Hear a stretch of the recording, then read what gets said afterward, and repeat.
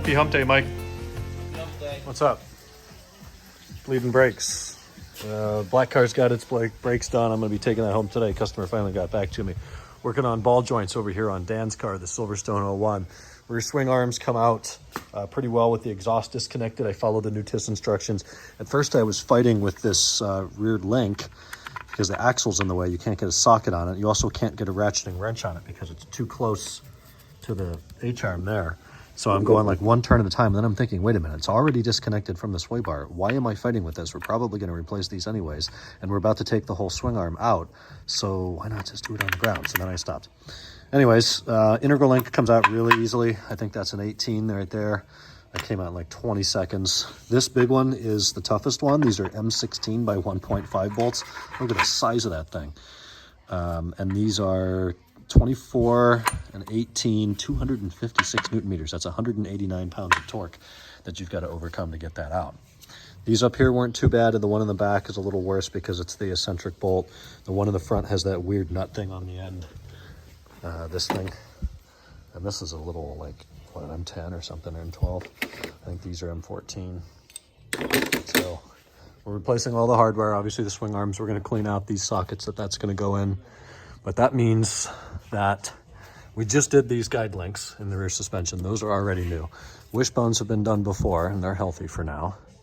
And we're about to do the ball joint. Look at this. That is not really supposed to be movable. On mine that I installed yesterday, I couldn't move it at all. So not only that, but if I take the whole thing and move it in and out, I can feel a click, click, click in my hands. So no bueno on the ball joints. This one is just as bad.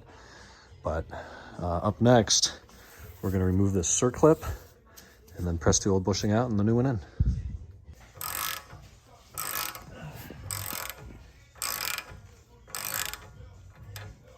A little bit of vlog narration here. So the circlip is on this side, and all you need for the circlip, I cheated a little bit. I had some circlip pliers that I can stick in there and just start to pry it apart. Circlip looks like that, so I stuck the pliers in there, pried it open a little bit, and then used a really small flathead screwdriver to catch it in there and then just pry it out. It takes about 20 seconds to get that clip off. You have a longer 24? Maybe. We need a deep well 24. My 24 millimeter ratcheting wrench is coming today. Of course, not to the shop, so I don't have it right now, but we will the next time we do this. Here's a deep well 24. This side is already in. And we're just counter holding the back of it. So we use this big piece as the cup that's going to hold, kind of accept the old bushing as it's pushed out. That black piece acts as a pusher, and then the silver piece with the red goop on it is literally just a spacer right now. And the job will alternate. When we press the new one in, then the silver piece is going to be our pusher, and the piece that's going into the bore right now will become our spacer. And that's all it takes to press these things out. Meanwhile, Kenan and I had to make a tool. We went to Home Depot, Lowe's, maybe Harbor Freight, bought this we reused the ball joint bolt and then got a million washers and forced it out that way. And it took all day. Meanwhile, now with the swing arms out of here, it is, what, a minute? 2 minutes? There it is. Yep.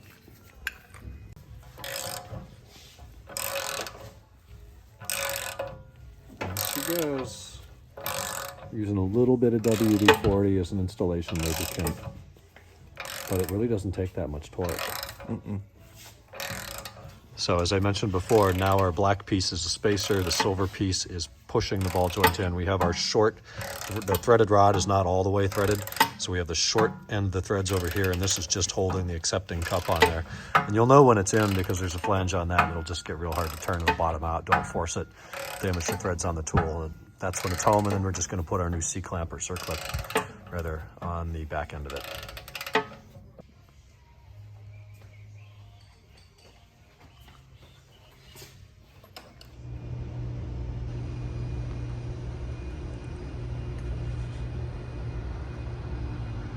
It's making me want to go get up on the roof, get some pictures. Look at this.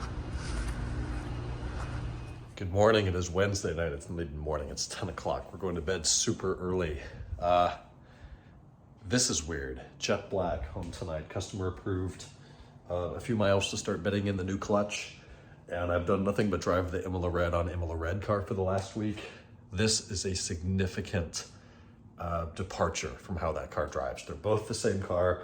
There's a 1 or 2 model year difference. This car has half the miles as the newer '02 car does. This is a 2000, and they could not be more different. It's just astounding how much difference an exhaust and a suspension makes on one of these things. So the red car, I can't get the red car in the driveway unless I come in with speed, because it's got coilovers on it that really limit the rear wheel travel. So if the rear wheels need to dip down more than about 2 inches, they don't. And you get DSC and one tire fire, and it's a little rough. It's really difficult to modulate, if I'm honest. If you put just a matchstick in the road and go over it, you're gonna compress the discs in your spine. It's like riding a skateboard around the Nürburgring. This thing, stock suspension, it does have black wheels, black grills, orange fog lights, none of which are to my personal taste, though it does retain a factory suspension. And that goes a long way in making a ride that's tolerable and that's enjoyable and refined, and you get home and you think, I've come home in a BMW. I'll try to let that be it for my rant tonight, but it was very refreshing to drive a car that once again has a factory suspension. So the clutch, the transmission, the power, everything feels, sounds, tastes excellent in this car. Couldn't be happier with the way it feels. Clutch is really light. I'm not sure why we did not replace the slave cylinder or rebleed the clutch system at all. It's just a new flywheel and clutch kit, and it feels really light. Meanwhile, there's plenty of other cars that we've done that we have replaced the clutch slave cylinder. We've replaced or changed the fluid in that system. In addition to the clutch and flywheel, lower miles, higher miles, newer, older, doesn't matter.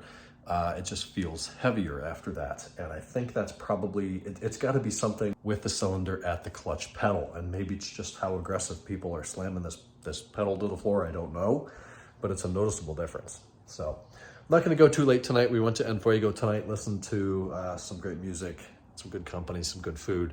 Came back here, watched some stuff on the couch with YouTube for like 2 hours, and now it's just after 10 and we're all exhausted. So we're going to bed early. Talk to you guys tomorrow on Thursday. Good night.